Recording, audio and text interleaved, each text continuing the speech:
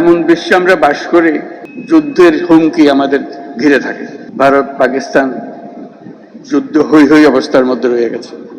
হয়তো গুজব আজকেই শুরু হয়ে যাবে যুদ্ধ। প্রস্তুতি না নেওয়াটা আত্মঘাতী। আধা আধি প্রস্তুতির কোনো জায়গা নেই। খুব ভালো লাগলো এখানে এসে সবার সঙ্গে দেখা করার সুযোগ পেয়ে এবং আপনাদের প্রস্তুতি দেখে।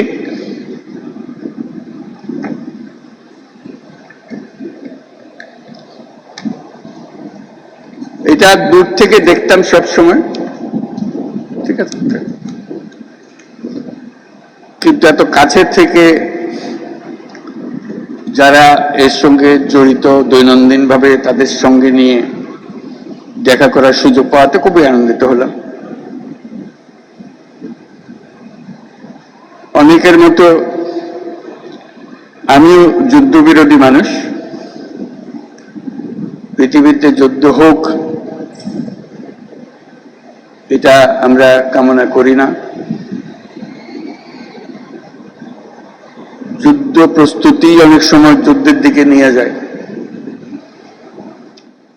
কাজে যুদ্ধ প্রস্তুতি সম্বন্ধেও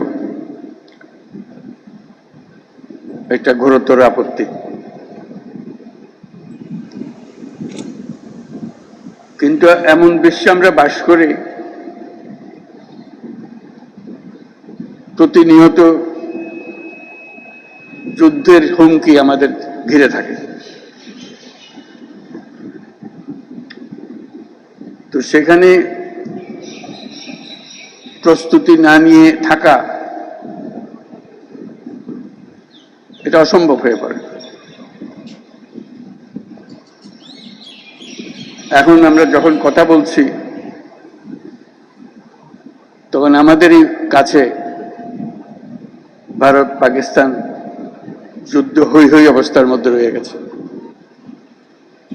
সকালের খবরে দেখলাম হয়তো গুজব আজকেই শুরু হয়ে যাবে যুদ্ধ।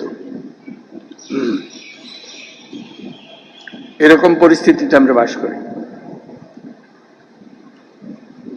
তো কাজেই এই পরিস্থিতির মধ্যে প্রস্তুতি না নেওয়াটা আত্মঘাতী এবং প্রস্তুতি নিতে হলে আধা আধি প্রস্তুতির কোনো জায়গা নেই। বিগত সরকারের যথেচ্ছাচারের কারণে যা ছিল তাও লুটপাট হয়ে গেছে। এই পরিস্থিতিতে আমাদের সামগ্রিক স্ট্র্যাটেজি ঠিক করতে হবে। শান্তির দিকে আমাদের হাত বাড়িয়ে রাখতে হবে সবসময়, কিন্তু প্রস্তুতিতেও থাকতে হবে। এই পরিস্থিতিতে আপনাদের সঙ্গে দেখা করে আপনাদের আজকের মহড়াগুলো দেখে খুবই ভালো লাগলো।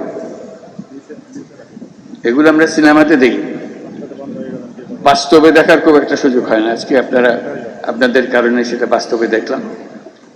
যারা এর পেছনে এটাকে এত সুন্দরভাবে করার জন্য, নিখুঁতভাবে করার জন্য চেষ্টা করেছেন, তাদের সবার জন্য আমরা ধন্যবাদ জানাচ্ছি। জোরে হাত তালিয়ে দিয়ে আমরা একটা ধন্যবাদ জানাই। এতে আমাদের সাহস বাড়ে। শুধু যুদ্ধের সাহস না, এটা তো সাহস বটেই, যে আমাদের এই ছেলে মেয়েরা এরকম দুর্দান্তভাবে প্রস্তুতি নিতে পারে, কঠিন সমস্যার মোকাবেলা করতে পারে, এটা দেখে বুক ভরে যায়। আমরা যারা আজকে বাইরের থেকে আসলাম, আমি নিশ্চিতভাবে বলতে পারি তাদের সবার বুক ফুলে গেছে যে আপনাদের কৃতিত্ব দেখে, আপনাদের নিখুঁত ম্যানুভারিং দেখে। কাজে সেই অনুভূতিটা আপনাদেরকে জানিয়ে গেলাম।